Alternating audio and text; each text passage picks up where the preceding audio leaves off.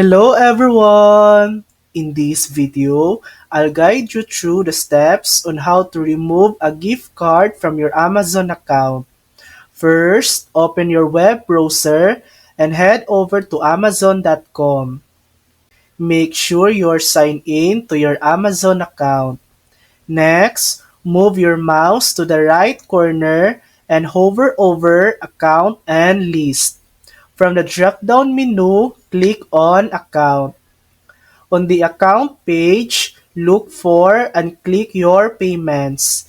This section will display all of your saved payment methods, including credit cards, bank accounts, and gift cards.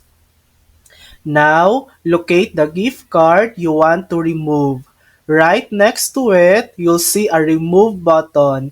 Simply click Remove, and if a confirmation message pops up, confirm your choice. And that's it. The gift card will be removed from your Amazon account. Thanks for watching! If this video helped you, please like and subscribe for more helpful tutorials.